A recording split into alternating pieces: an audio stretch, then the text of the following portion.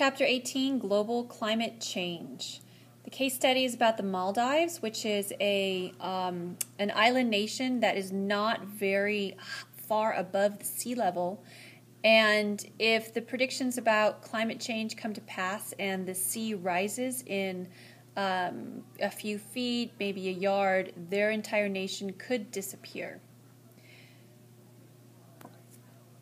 Turning the page to 530. So what exactly are we talking about when we're talking about climate change and global warming? Well, first we need to understand what greenhouse gases are. Now, greenhouse gases have been around the Earth for as long as the Earth has been around.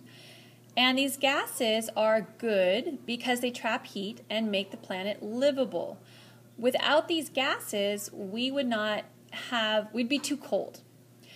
For example, Mars does not have any gases, and it's too cold to live and to grow crops on Mars.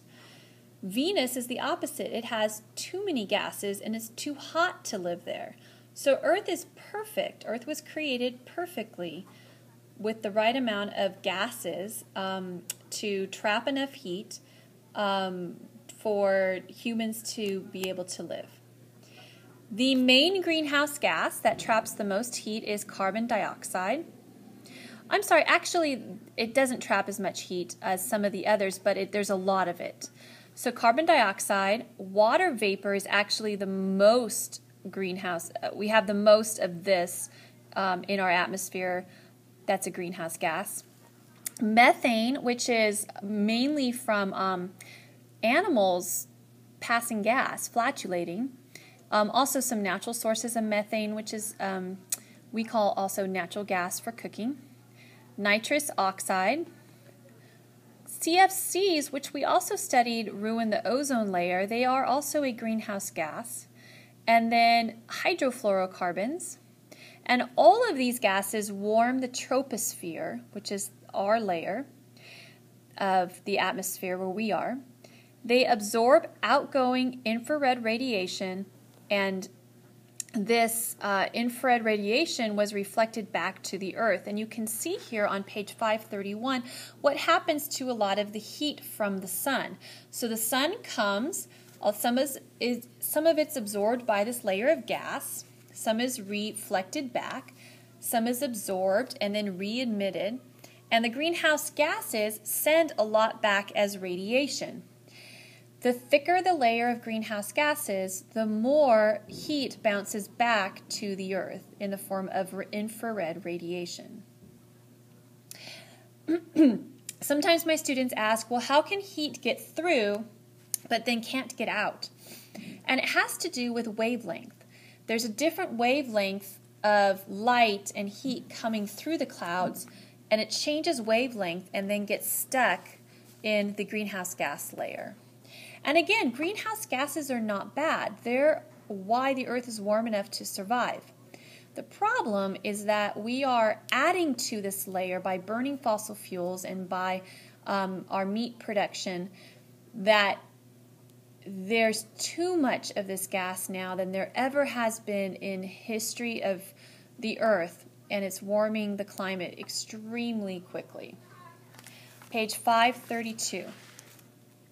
CO2 is actually not the worst gas for warming the Earth, but it's the most abundant anthropogenically.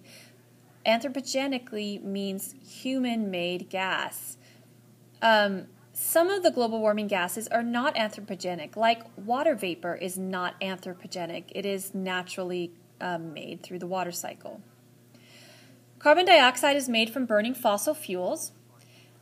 It also is a natural sources too. Like when we breathe out through cellular respiration, we are breathing out carbon dioxide. Animals do. And this is why the EPA doesn't classify carbon dioxide as a pollutant to be monitored by the EPA. You know, in the last chapter we talked about all the air pollutants that are monitored by the EPA, and the EPA will not classify CO2 as an air pollutant because it's natural. We breathe out CO2.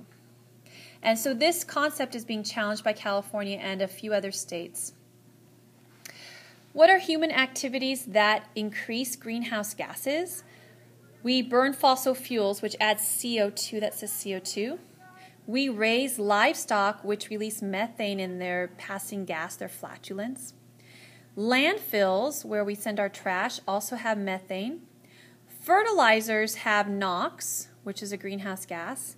Deforestation and burning trees add carbon dioxide. And so these are all human activities and the appropriate gases. Make sure you know those. On page 533, it talks about sulfate aerosols. They actually do the opposite. They cool the atmosphere. So particulate matter from burning fossil fuels is a type of sulfate aerosol. So burning fossil fuels and coal can actually do both things. It warms the atmosphere through CO2 and it cools the atmosphere through particulates, but it actually warms it way more than it does cool it. When a volcano erupts, it actually cools the atmosphere over a short period of time. In the middle of the 1800s, there was a volcano called Krakatoa in Indonesia. It spewed so much ash throughout the world that there was famine that summer. For example, in Europe, it was known as kind of a mini winter, mini ice age, because that summer there was so much ash in the atmosphere from this volcano that erupted all the way on the other side of the world in Indonesia that crops didn't grow. It was too cold, and people starved to death in the 1800s from this volcano. Okay, the Earth naturally has climate changes through something called the Milankovitch cycles. These are caused by the various amounts of energy the Earth receives from the sun. And so there's 3 different types of cycles. The first cycle is the Earth's elliptical orbit. Now, an ellipse is kind of like this stretched out oval. And every 100,000 years, it changes its elliptical orbit, which changes the amount of sunlight the Earth receives. Currently, our Earth is tilted at 23.5 degrees on its axis. Every 40,000 years, the tilt changes, which means that sunlight is going to change at different parts of the Earth. And then we have a wobble on its axis every 26,000 years. And so all of these things will change the amount of sunlight hitting the Earth, solar radiation, and can warm or cool the planet depending on which part of the cycle it's in. So these are natural Milankovitch cycles discovered by Mr. Milankovitch. On the next page we have talks about El Nino, which is a temporary warming of the Pacific Ocean around the coasts of Peru and California. And this actually affects worldwide weather. So make sure you know what this is on page 534. La Nina is actually an extreme normal. So normally we have cold water off our coasts. La Nina is where we have more of the same. El Nino is a reversal.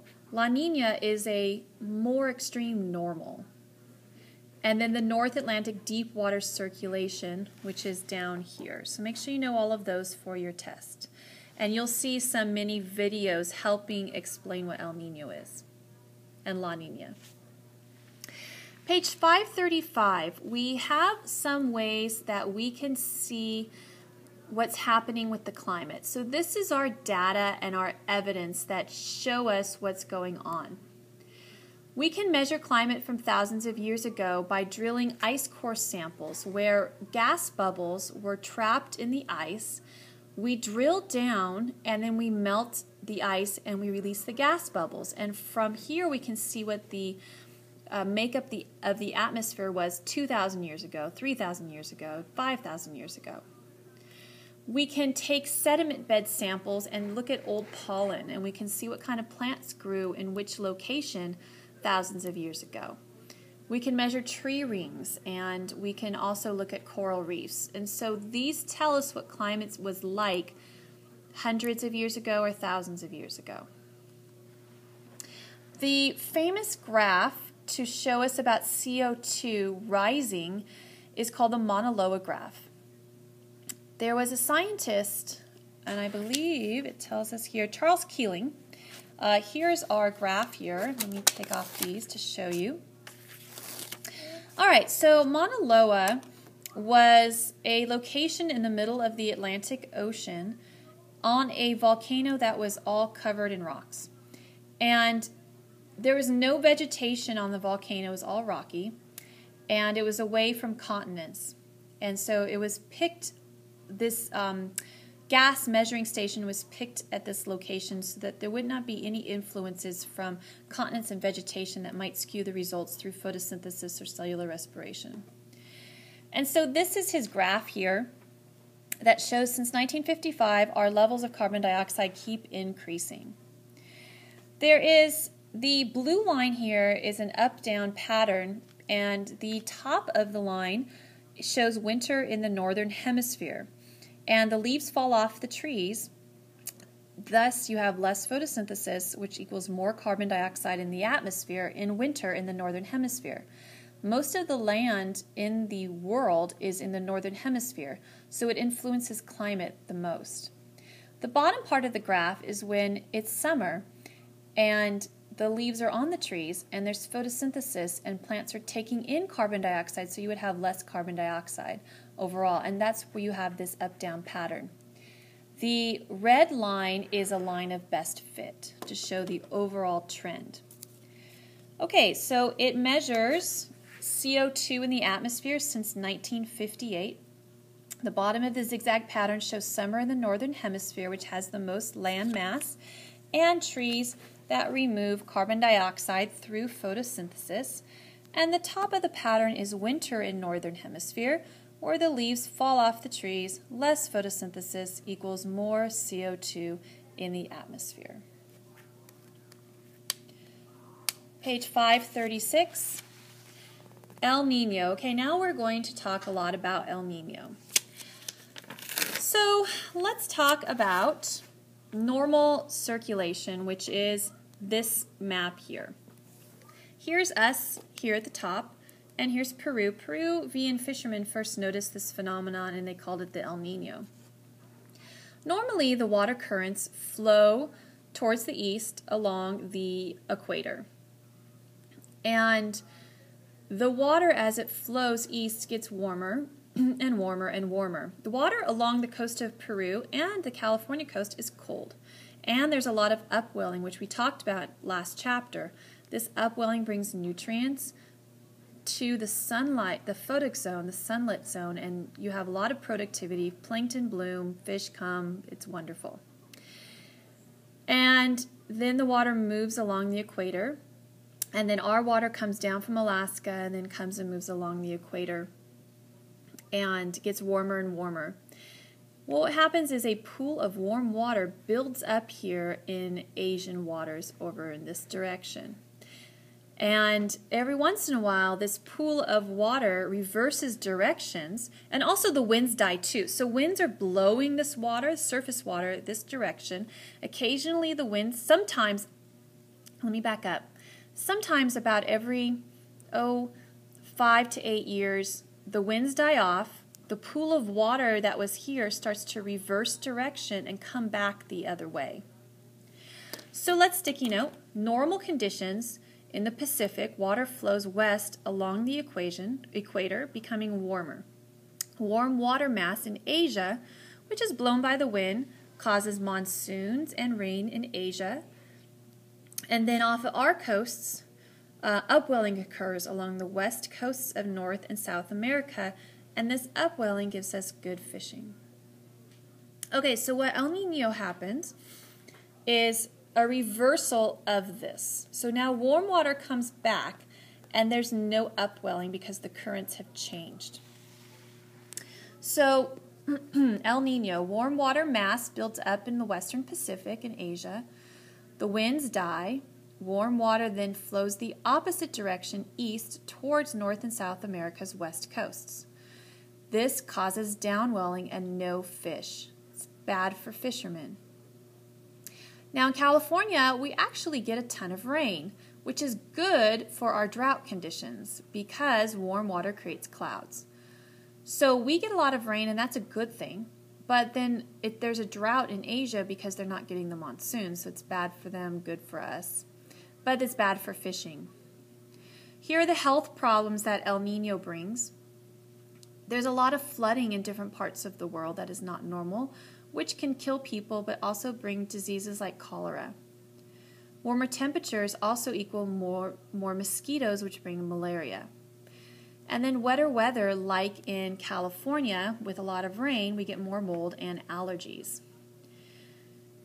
Make sure when you are writing about an El Nino on an FRQ to be very careful about east, west, north, and south. Make sure you say warm water builds up in the western Pacific and then flows towards North and South America's west coast. If you just say towards North and South America, are you talking about New York or LA? You have to be very specific about west coasts. Also be specific about the different kinds of health problems. Don't just say bacteria grows. What kind of bacteria? What kind of diseases come from mosquitoes, which is malaria? Be very specific about all of these things. Whether you're talking about the Eastern Pacific, the Western Pacific, the east or west coasts of different countries, be very specific. What is La Niña? Well, La Niña is a more extreme normal. So normally water moves this way, cold water moves this way, and it gradually warms up. Sometimes with a La Niña, the cold water moves further across before it warms up. And so you can see that on this picture here, at the bottom, this cold water band extends further than it does on a normal year, which is the first one. So we could say it's a more extreme normal. Cold water extends further to the western Pacific towards Asia, which equal more drought conditions on the west coast of North and South America.